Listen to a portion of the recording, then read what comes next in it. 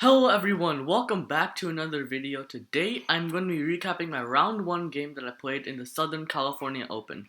Now, the last time I made recaps was in the Barber tournament, and I gained 7 rating points. And in between the Barber and this tournament, I played 2 local tournaments, and in between those 2 local tournaments, I lost 1 rating point. Now, I knew this tournament will have a lot of 21-2200s, so my goal wasn't really to gain rating, but to get experience against 21-2200s and just see how they play so I'll have a good strategy against them for the next tournament. Now, the first round I did play an 1823 rated player. I was in like the middle-ish half of the section. So I kind of expected a pairing like this, but I also thought it might get higher rated. But anyway, this is fine. My opponent gave me a really big fight, as you'll see later in this game. He played the Sicilian defense and specifically the accelerated dragon system. And against this, I like to play what is called the Maroczy bind. Now the reason for the structure, it's called the Maroczy bind. Now, it's supposed to stop the 2 main breaks in the Sicilian, e6 d5 and a6 b5. And yeah, that's like the whole point. Now in this position, like all this happened. Now, black could have gone for like a nice like cheeky move here, knight to g4. It is pretty common, the structure. And the point is, if I take the knight, then black takes here, and black should be like totally fine here. Like, I'll have to settle like if this, then something like this, and my pawn structure is not the best. Black goes queen a5. Black can get d5, I think, pretty easily if he develops all his pieces, right? So that just forces me to go into this queen trade, and it's not really what I want. Black's probably slightly better because of the bishop pair. And again, it's not what I want. My knight is kind of stuck. I have to go like here, then get my knight out. It's a bit slow. So after this move knight g4, will be forced to take. And after this, black takes, and I can go like bishop d3 or queen d1. Actually, I'll probably go queen d1 because bishop's in line, the queens are probably going d5. And something like this, and this is totally fine for both sides. This is totally fine. But he didn't do that. He then chose to go castles, and after castles, I went bishop e2 to like not have this knight g4 idea.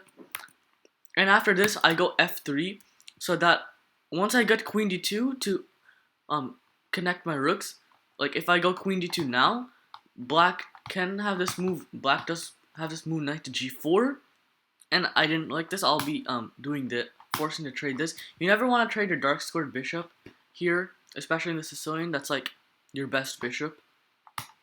So after this, like black's doing fine here, and I played f3. Like I already knew like what to do here. I've played this a few times, and the idea of knight d4 is to like give the square for the bishop so that like the knight can go there and trade off these dark squared bishops, which is what part of the idea in this Maroczy bind. That's like an idea. Like if I just like settle for like just make a random, I can settle for a bunch of trades and maybe something like this, and it would be hard for me to find like some sort of winning position here. Like I could go knight d5, but actually black, this is not like a good bishop. Black wants to trade this off, or actually like probably e takes d5. I do have this like open file, but black has this like nice knight here. Black can easily defend that e pawn, and everything should be fine. So after this I kept the bishop on the board, and after knight c5, I was already, this is like my first like think of the game, and basically what I was thinking about was either rook b1 or rook c1. Now, one of the ideas in the Maroczy bind for white is to slowly build up your pieces and play this move b4. And black will be trying to stop that by going a5.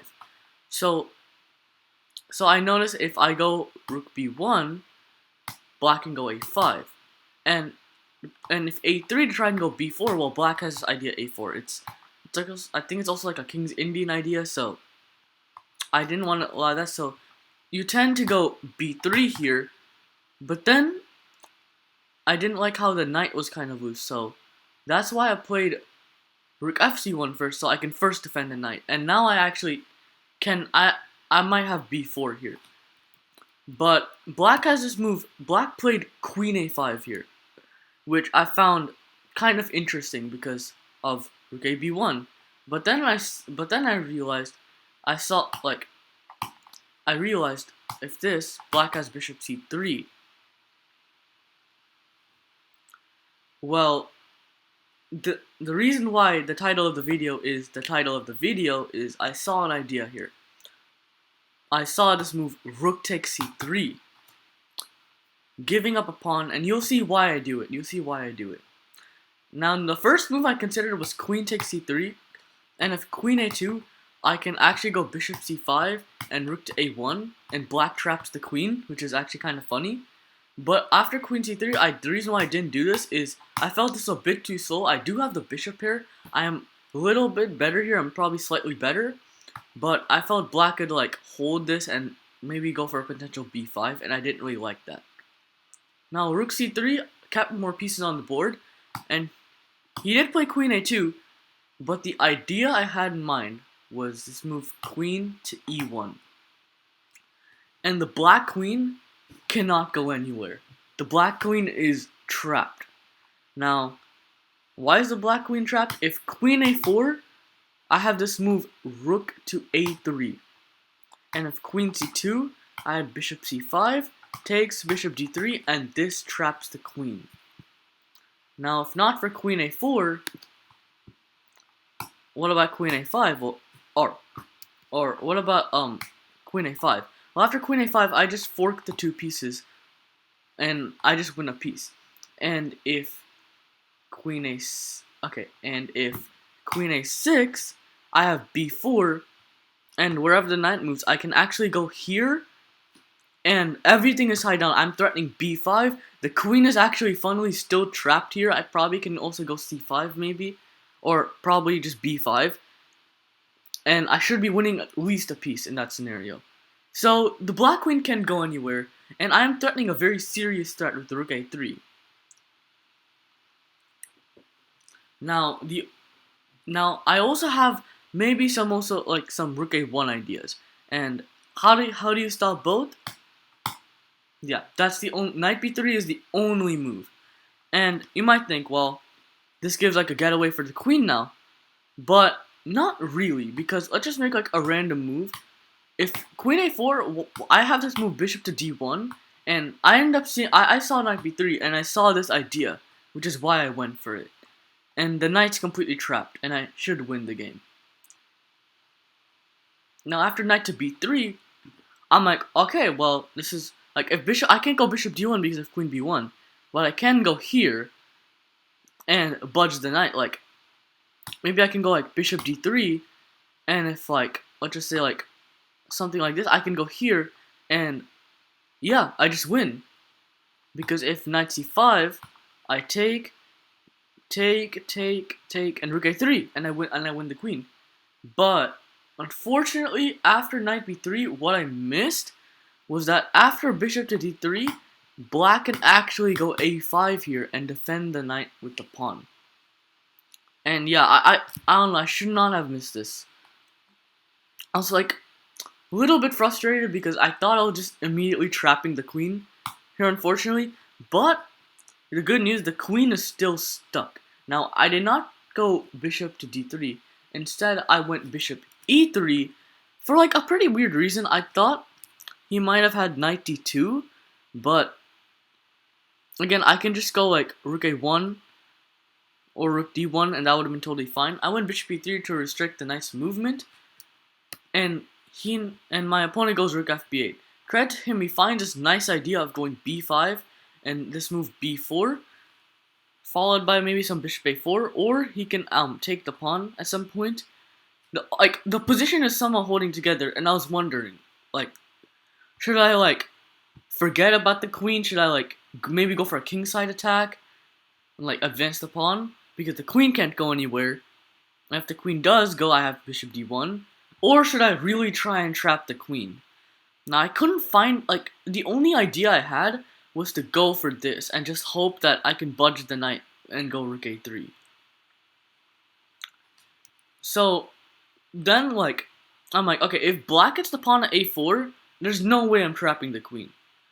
And then I saw if queen d1, which is what I played, black's forced to go bishop a4. And then I calculated a series, and from here, I did calculate a series of moves that I thought led me to trap the queen. Now, I went here and bishop d3, and I figured black's only move was b5 to try and shove the rook out of there.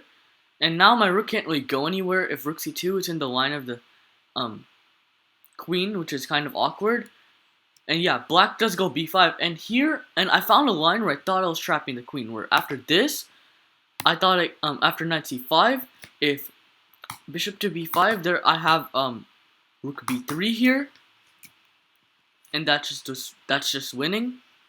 I also have queen b3 here, which is probably more cleaner because it trades off more pieces, but everything's fine. I found knight c5, and I went b3 here. Now, if bishop c2, now I couldn't do this because now the queen actually like can get away here.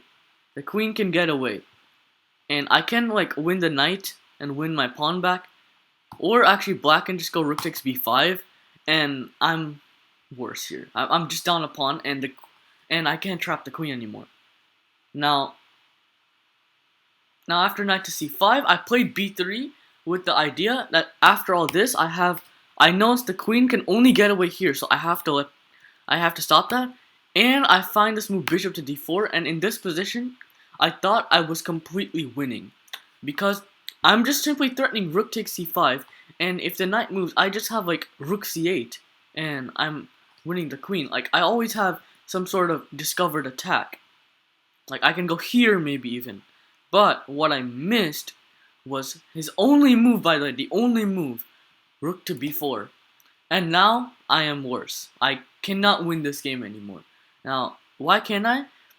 Now, if I can't go rook takes c5, which is what I want to do because of rook d4. Yeah, I can't go rook e3 also because of rook d4.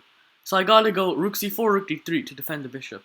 Now, if rook d3, he has this move rook takes d4 now. And after rook d4, knight takes b3. And I actually, funnily enough, like, I can defend both rooks, but I didn't really like this. I thought I found a better thing. I went rook c4 here, and pointed after queen b3, I can then, actually, I forgot to say, after bishop d4, rook b4, I was considering rook c1 here. The point is, actually, like, if the knight moves or something like that, I have rook c8. And that's, like, my only thing, but the queen can just get out. The queen can just, like, go over here again, and it can just be a threefold.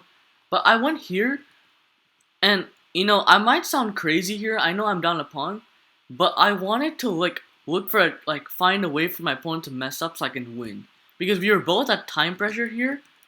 Like, I know that sounds crazy. Like, I'm down a pawn. Like, and it's a passed pawn. Like, it can't really move now.